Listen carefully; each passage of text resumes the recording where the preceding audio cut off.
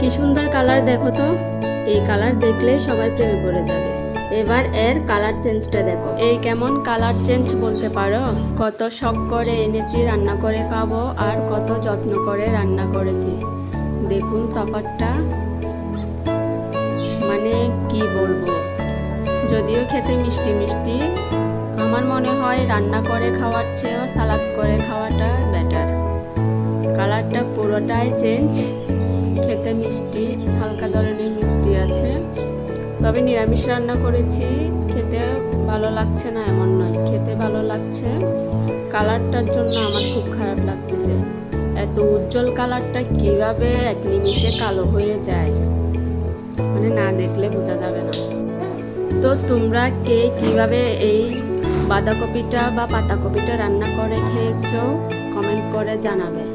আমি এভাবে রান্না করেছি, চাইলে আমি চিংড়ি মাছ দিয়েও রান্না করতে পারতাম বা মাছের মাথা দিয়েও রান্না করতে পারতাম।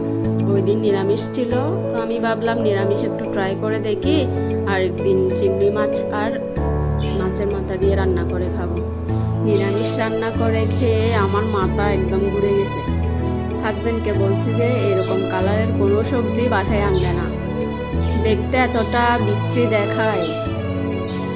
মানে সিদ্ধ করা অবধি পর্যন্ত ঠিক আছে, কালার চেঞ্জ দেখো, রং বের হচ্ছে এরকম। সিদ্ধ করার পরে বা রান্না করার পরে একদম কুচকুচে কালো হয়ে গিয়েছে। মানে যেটা দেখতে ভক্তি লাগে না, সেটা খেতেও তেমন ভক্তি লাগে না। অনেক কষ্ট করে তরকারিগুলো শেষ করেছি আমি আর আমার হাজব্যান্ড, বিশেষ করে আমি আমার হাজব্যান্ডকেই খাওয়াইছি। আমি কম খেয়েছি, বাকিটুকু ফেলে দিয়েছি।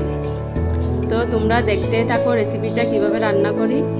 ভিডিওটা একদম স্কিপ করা যাবে না, তো পুরো ভিডিও দেখতে থাকো আর কালার চেঞ্জটাও দেখতে থাকো। একদম এই বাঁধাকপিটা খাওয়া ভুলেই যাবে। তো আমার ভিডিও যদি তোমাদের ভালো লেগে থাকে অবশ্যই লাইক কমেন্ট করবে, বন্ধুদের সাথে শেয়ার করবে।